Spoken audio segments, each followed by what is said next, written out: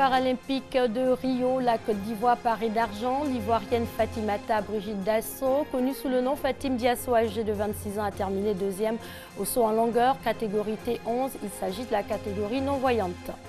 Aujourd'hui 16 septembre, c'est la journée internationale de la protection de la couche d'ozone. L'ozone est un gaz naturellement présent dans l'atmosphère de la Terre. Il se situe à au moins 20 km du sol. Son rôle est de stopper certains rayons très dangereux du soleil en vue de protéger tous les êtres vivants. Et la soirée de ce vendredi 16 septembre ne sera pas comme les autres. Une éclipse lunaire pénombrale va coïncider avec la pleine lune. Ce sera la dernière de l'année 2016. Elle sera visible depuis l'Europe, l'Asie et l'Afrique. Attention, il ne s'agit pas d'une éclipse solaire. Nous en parlerons dans le journal.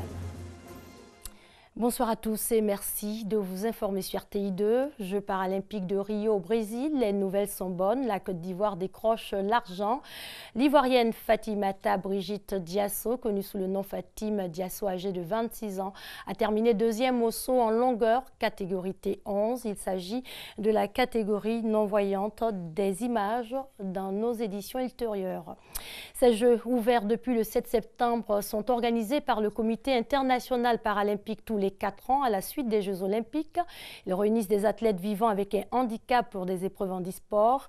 Ils sont 5 athlètes à représenter la Côte d'Ivoire issus de 2 disciplines sportives, la dynamophilie ou powerlifting et l'athlétisme qui comprend le sprint, le saut en longueur, le lancer de poids et de javelot. On va donc faire le point de la participation ivoirienne à ces Jeux. 3 athlètes sont out, c'est-à-dire éliminés. La plus jeune du groupe, Clarisse Sebelago, âgée de 18 ans, éliminée au lancer de poids féminin dans la catégorie F40, c'est-à-dire la catégorie des nains.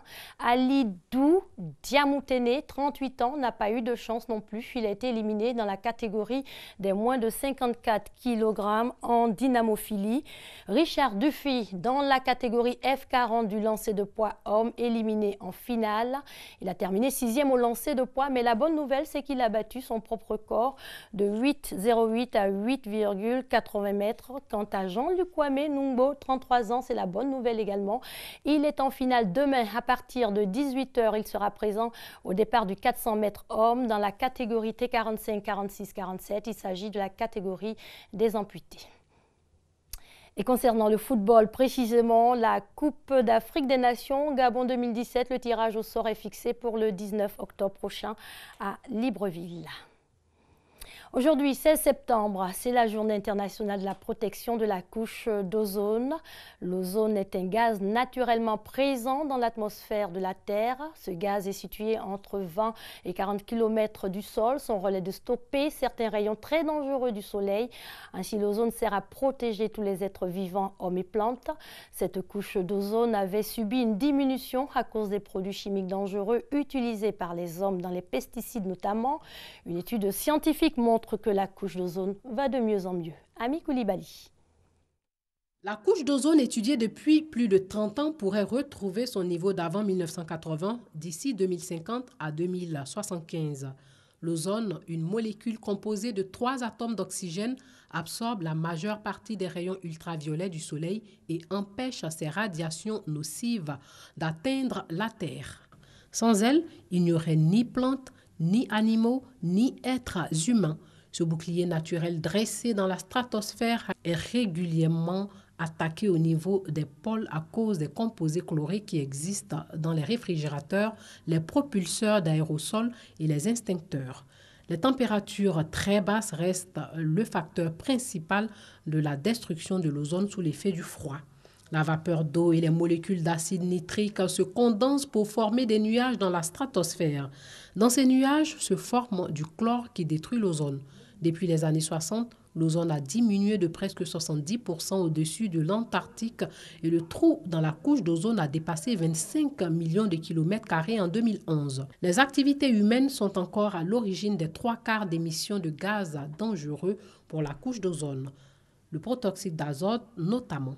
Il est plus puissant que le CO2 émis par de nombreuses activités industrielles. Dans la nature, des bactéries vivant dans le sol et les océans en produisent aussi.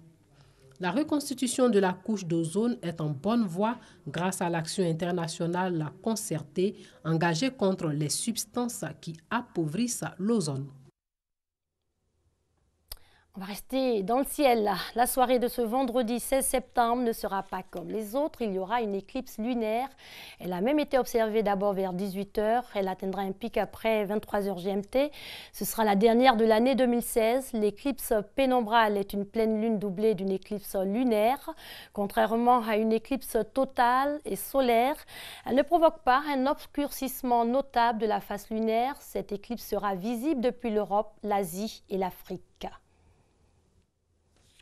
L'éclipse de l'année 2016 a eu lieu aujourd'hui. Une éclipse lunaire qui est observée aussi en Côte d'Ivoire. Ce phénomène se produit lorsque la Lune traverse la pénombre de la Terre, c'est-à-dire la zone d'ombre claire où les rayons solaires ne sont que partiellement bloqués par notre planète. L'éclipse pénombrale ou lunaire ne provoque pas un obscurcissement notable de la face lunaire. Le phénomène a atteint son pic à 18h54 GMT. Cette éclipse est visible depuis l'Europe, l'Asie et l'Afrique. Chaque année, notre satellite connaît au moins une ou deux éclipses. Pour assister à nouveau à une éclipse pénombrale, il faudra attendre l'année prochaine, le 11 février 2017 plus exactement.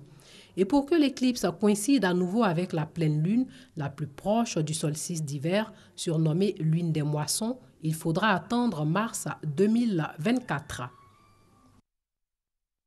Après les produits pour faire grossir les seins et faire rebondir les fesses, on s'intéresse ce soir aux accessoires utilisés par les femmes pour atteindre les mêmes objectifs. Ces accessoires pour faux fessiers et faux seins, il suffit juste de les porter. Question, où les trouve-t-on? De quoi sont-ils faits? Sont-ils dangereux? Des réponses dans ce dossier signé Ami Sissoko. De faux cheveux, de faux ongles, de faux cils, des produits pour se décaper la peau ou pour faire grossir les seins et les fesses. Avec les femmes, les recettes pour séduire, il y en a toujours, comme ce phénomène des fesses artificielles. Une solution plus pratique, plus rapide et moins nocive pour avoir des rondeurs. Il faut juste se rendre sur les différents marchés du district d'Abidjan pour acquérir le chef-d'œuvre. Ça, c'est mieux que les comprimés, parce que les comprimés donnent des insuffisances rénales. On appelle ça bobraba pour augmenter les fesses. Il y a d'autres aussi, il y a bassin et puis il y a des fesses. Donc elles veulent augmenter, elles peuvent acheter aussi. En un clic, il est désormais possible d'avoir des fesses et des bassins bien rebondis et le volume souhaité. Démonstration avec cette vendeuse.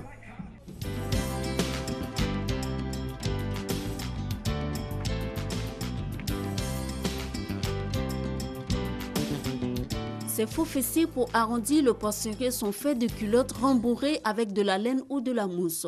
Il y en a de toutes les tailles. Un business juteux. Ça marche très bien.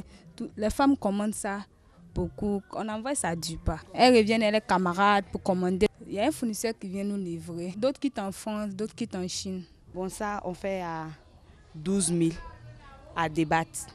Donc elles peuvent avoir ça à des prix 10 000 ou bien 8 000. On prend ça avec des gens qui quittent en Europe avec. Avoir des fesses galbées avec de faux fessiers, effet de mode ou pas, les adeptes ont chacun toute une bonne raison.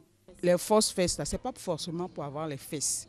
Il y a des tenues qu'on porte qui ne sont pas adéquates. Soit il y a des filles, par exemple, qui n'ont pas de fortes cuisses. Donc il y a des filles qui portent ça pour que la tenue descende bien. Il y a des filles aussi qui ont de fortes cuisses, qui n'ont pas de fesses. Donc elles portent ça pour que la tenue soit bien. Je suis intéressée. Il y a fesses, mais ma forme n'est pas trop ça. Donc je vais prendre pour augmenter un peu. Je veux que ma forme sorte. Pour être sexy, pour être attirante, pour être belle, pour être bien en forme. Comme les hommes de maintenant aiment les filles en forme là, donc j'aimerais bien prendre ça et puis être en forme. Aucun sacrifice n'est de trop pour les femmes quand il s'agit de séduire. Aux fesses artificielles s'ajoutent des gaines fessiers et des seins artificiels. Cette gaine, ça aide les fesses tomber pour soulever. Et puis, ça aplatit les ventres aussi. Les femmes qui ont le gros ventre, ça leur permet de s'habiller en sexy. Ça peut augmenter les seins, comme si tu veux porter les habits décolletés aussi. Là. Tu as porté. Ça t'aide de soulever les seins. C'est mou. Des fesses artificielles, de faux bassins, de faux seins, des accessoires subtils pour se rendre belle. Tout un arsenal de beauté pour attirer le regard. Et ça marche, mais attention à ce faux physique. Maintenant que si tu portes, bon, si ton gars t'appelle, bon, allons-y au lit. Arrivé là-bas, tu enlèves, tu as découragé le mari. c'est pas joli à voir. Ça peut donner une nouvelle forme à la femme, mais si je découvre cela en chambre, bon, je serai déçu parce que je me dis qu'elle cache sa vraie valeur. Faux seins, des fausses fesses, on entend parler, mais il n'a pas encore été victime ni mon entourage. Le jour où ça va m'arriver, en tout cas tel que je me connais, il serait très en colère et puis si c'était à l'hôtel, il sait qu'il va la laisser là-bas pour rentrer chez moi tranquillement. J'ai des amis qui ont été trompés, il a dragué la fille là.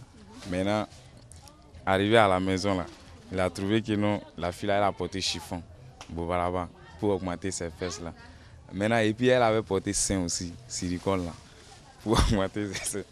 Maintenant, depuis ce jour jusqu'à aujourd'hui, là, moi, mes amis, là, ils disent non, il ne veut pas go qui ont fesses avec gros seins. Ce phénomène des accessoires de mode pour avoir des rondeurs ne serait pas propre à la Côte d'Ivoire. C'est la nouvelle tendance dans les capitales africaines, entre autres Bamako et Ouagadougou. Derrière des fessiers sexy peut se cacher de la laine ou de la mousse.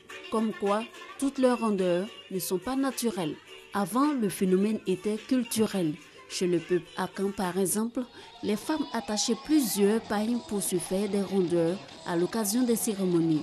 Mais aujourd'hui, le constat est tout autre. C'est la beauté du faux. On passe à un autre sujet. Madagascar, un bus transformé en salle informatique. Devenir les développeurs numériques de demain, c'est le rêve d'enfants malgaches qui apprennent à coder. Regardez. Par semaine, ce bus américain traverse Antananarive, la capitale malgache, sans passagers. Le voyage commence à destination, une mairie où le bus se transforme en salle informatique. Les élèves explorent le monde numérique et en une douzaine de séances, ils ont réussi à créer un jeu vidéo. Le ballon doit toucher le bâton pour avoir des scores. Et si le ballon reste très longtemps sur le bâton, le score augmente. Mais si ça reste pas trop longtemps, le score monte, mais juste un peu. Depuis un an, ces bénévoles enseignent les bases de la programmation informatique à des enfants.